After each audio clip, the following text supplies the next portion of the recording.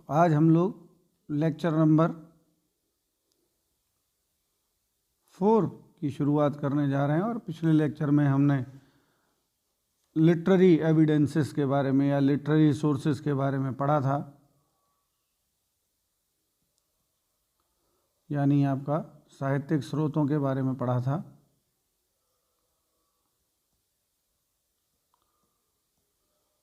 आज हमारा जो शुरुआत है, जैसा कि कल पहले ही बता दिया था कि हम इतिहास निर्माण के स्रोतों का चैप्टर पढ़ रहे हैं, तो आज हमको पुरातात्विक स्रोत यानी आर्कियोलॉजिकल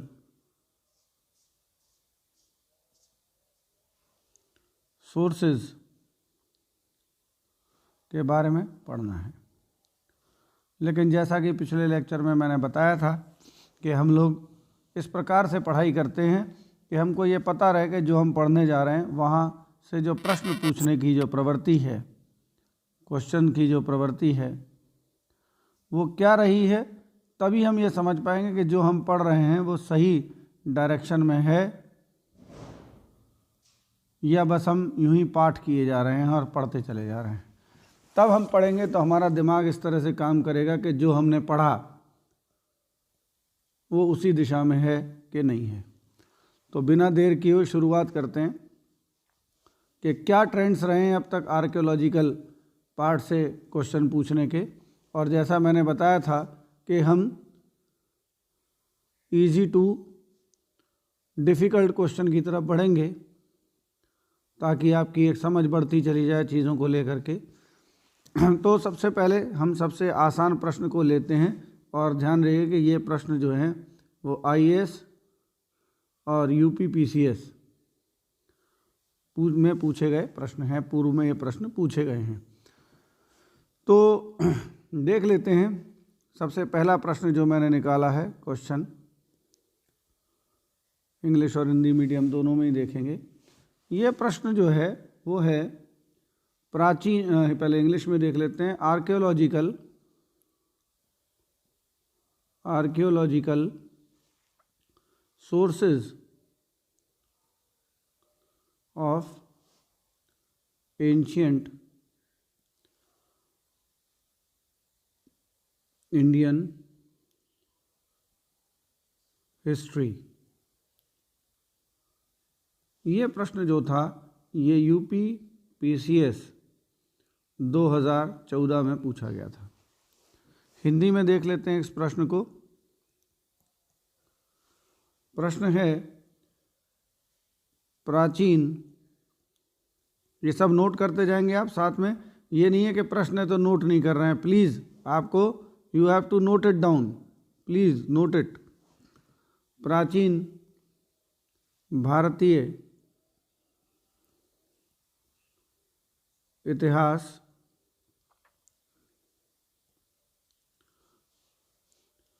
के पुरातात्विक स्रोत। तो ये प्रश्न अपने आप दिमाग में डाल लेंगे। और अब इसमें क्या लिखना है, सबसे पहले इस प्रश्न का उत्तर कैसे लिखा जाएगा ये आगे जब हम लेक्चर समझेंगे तब इस प्रश्न के उत्तर को भी देखेंगे। सबसे पहले आप इसको नोट कर लीजिए। ये प्रश्न बहुत इंपॉर्टेंट है, सबसे इजी प्रश्न है ये, इसलिए मैंने इसको सबसे पहले रखा। और यूपी पीसीएस में आया था, या यूपी पीसीएस से आईएएस की तरफ बढ़ेंगे। अगला प्रश्न देखते हैं, आप पॉज करके इसको नोट कर लीजिएगा। अगला प्रश्न देखते हैं, नेक्स्ट क्वेश्चन।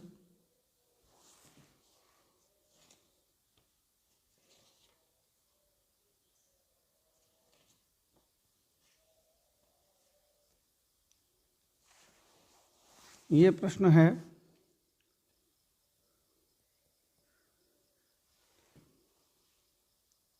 प्राचीन भारतीय इतिहास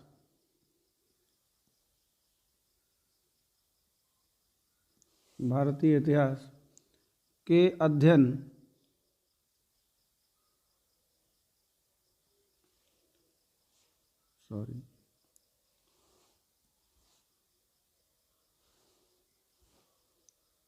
के अध्ययन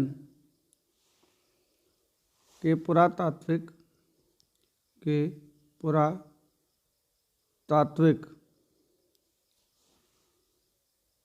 स्रोतों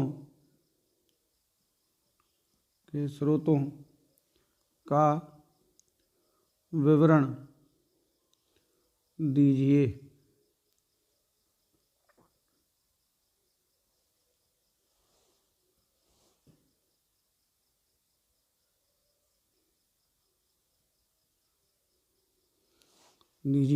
क्वेश्चन इंग्लिश में, describe the archaeological sources of the study of ancient Indian history। ये प्रश्न पूछा गया था आपके यूपी पीसीएस 2017 में, इसको भी आप नोट कर लीजिए। ठीक है, प्रश्नों के माध्यम से हमें ये समझ में आएगा कि हमारे जो दिशा है, जैसा मैंने बताया, वो क्या होना चाहिए। तो आप इसको पॉज करके नोट कर लीजिए। अगला प्रश्न देखते हैं हम, जो पूछा गया इस सेक्शन से, उसको देखते हैं हम लोग। और जब लेक्चर एंड हो जाएगा, लेक्चर के एंड में, जब ये लेक्चर एंड होगा, तब I will give you next possible question, most possible questions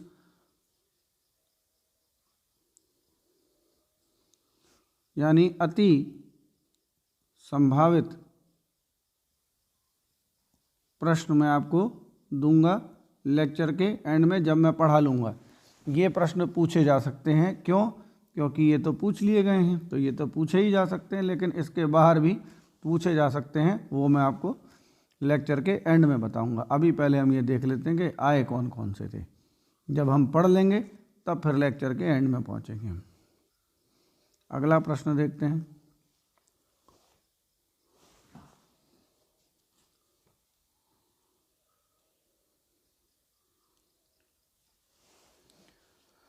अगला प्रश्न थोड़ा सा मॉडरेट लेवल का है, अंदर से आता है, थोड़ा सा अंदर जाएगा।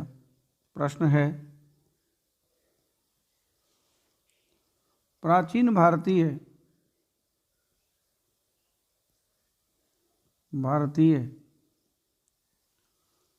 इतिहास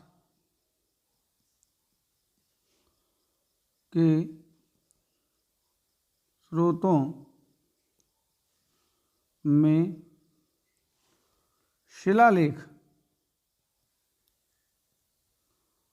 शिलालेखों का मूल्यांकन कीजिए। इंग्लिश में देख लेते हैं इस क्वेश्चन को।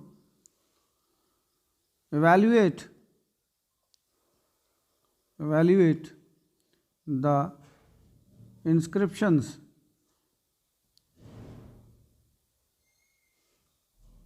as sources or source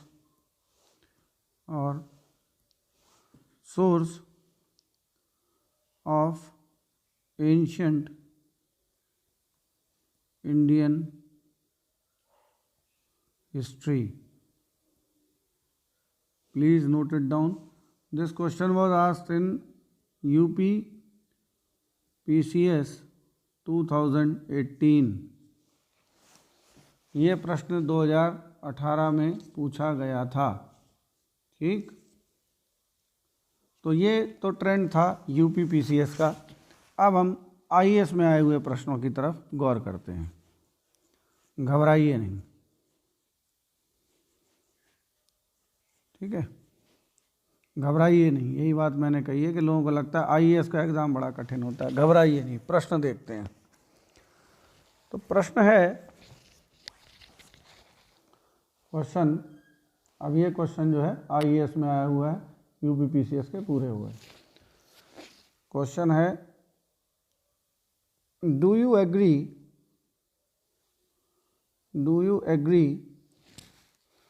that archaeological evidence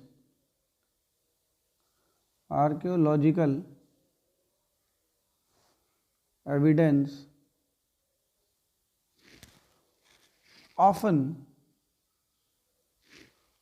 helps in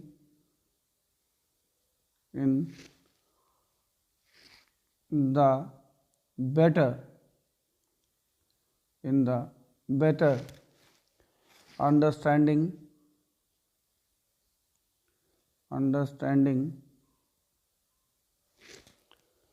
of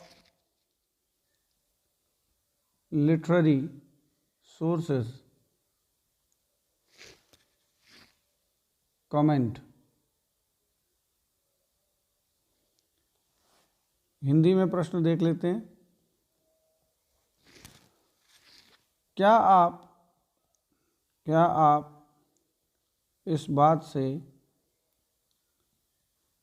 से सहमत हैं कि पुरातात्विक साक्ष्य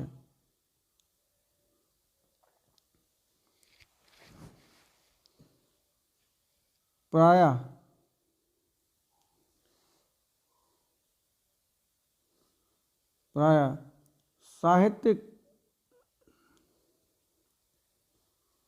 साहित्यिक स्रोतों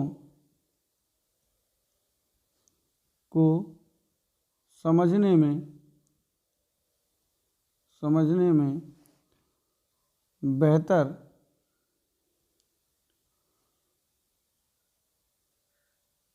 मदद करते हैं? टिप्पणी। ठीक, ये क्वेश्चन पूछा गया था हाल ही में आईएएस 2019। अब जब आप ये लेक्चर पढ़ रहे हो और कल से मुझे सुन रहे हो, तो कल जब मैंने ये बात शुरू की थी, आपको याद होगा जब लेक्चर शुरू ही हुआ था, तो मैंने आपको ये बात पहले ही बता दी थी। ठीक है, वो बात क्या बताई थी ये तो पिछले लेक्चर में ही है, तो यहाँ उस पर हम समय ख़राब नहीं करेंगे। लेकिन ये प्रश्न का उत्तर मैं कल आपको बातों में दे दिया था। फिर भी इसमें क्या लिखना है ये मैं आपको बताऊंगा ही, ऐसा नहीं है कि मैं नहीं बताऊंगा।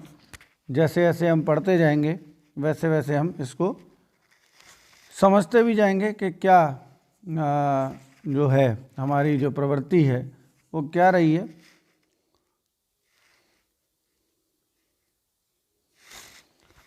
तो और देख लेते हैं कुछ क्वेश्चंस। हालांकि बाकी के जो क्वेश्चंस हैं वो थोड़ा सा अभी आगे की बात कहेंगे, तो यहाँ उनको लेकर के चलना उतना इम्पोर्टेंट नहीं हो जाता। लेकिन एक क्वेश्चन बड़ा इम्पोर्टेंट है, उसको हम लोग देख लेते हैं ज़रूर से। ये क्वेश्चन हम ज़रूर देख लेते हैं। और बिना क्वेश्चन के पढ़ाई करना, नोट्स पढ़ना, किताब पढ़ना बेकार है।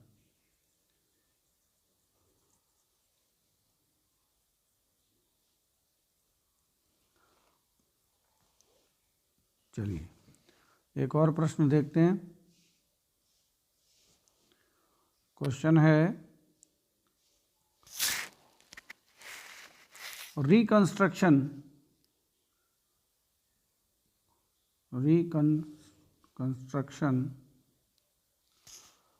of early Indian history is hardly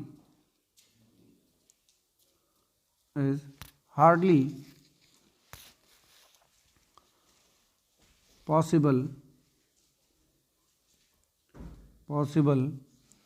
without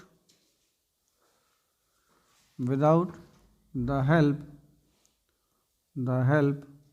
of inscriptions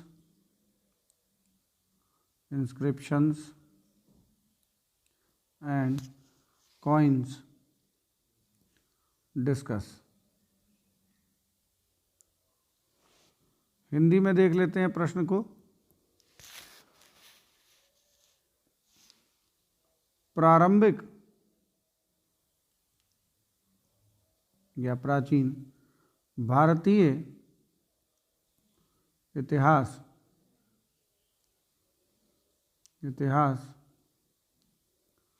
का पुनर्निर्माण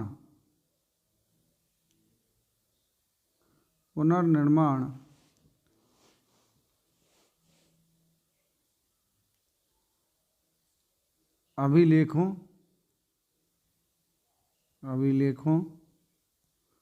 और सिक्कों की सहायता के बिना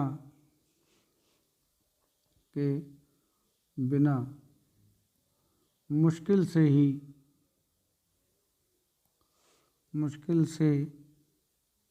ही संभव है। ये क्वेश्चन पूछा गया था IAS 2007 में। अब आप थोड़ा सा अप्रोच देखेंगे कि प्रश्न की पूछने की जो अप्रोच है वो किस तरफ दिशा में ले जाती है, क्या कहना चाहती है। आपको याद होगा कि इस तरीके के प्रश्न की भी चर्चा मैं कल आपसे कर चुका हूँ जब हमने शुरुआत ही की थी, और उतनी सी बात लिख करके हम अपने उत्तर को जान डाल सकते हैं। बाकी सारा जो मैटर है वो तो मैं आपको बताऊंगा ही कि किस तरह से हमको लिखना है, क्या लिखना है, वो सब हम अभी इस लेक्चर में डिस्कस करेंगे। हर एक प्रश्न को कैसे लिखना है वो सब डिस्कस होगा इसमें, और लिखा ही जाएगा। मैं तो पेन से लिख करके ही पढ़ा रहा हूँ पूरा। तो ये सारे प्रश्नों की प्रवृत्ति थी। एंड नाउ लेट्स स्टार्ट कि अब हमको क्या पढ़ना है, किस तरह से पढ़ना है। सारे क्वेश्चंस को आप अपने दिमाग में डाल लीजिए, नोट कर लीजिए, तब हम पढ़ने की तरफ आगे बढ़ेंगे। तो बढ़ते हैं हम आगे अपने लेक्चर की तरफ, पुरातात्विक स्रोतों की तरफ।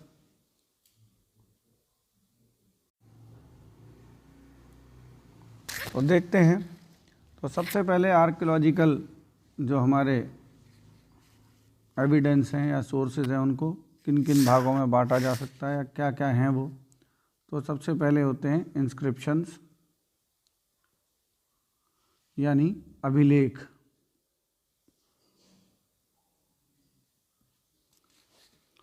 ठीक है। इसके बाद दूसरे नंबर पर होते हैं आपके हमारे सिक्के, कॉइन्स।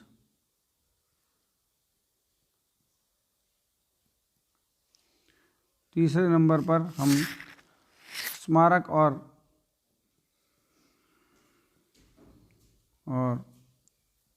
भग्नावशेष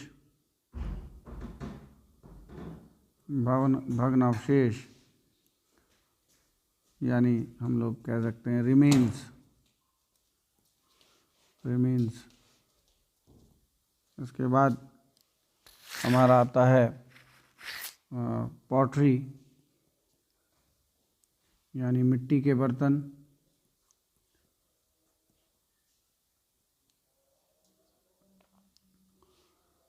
उसके बाद पांचवें नंबर पर आप मान सकते हो कलाकृतियाँ भी मान सकते हैं, मूर्तियाँ।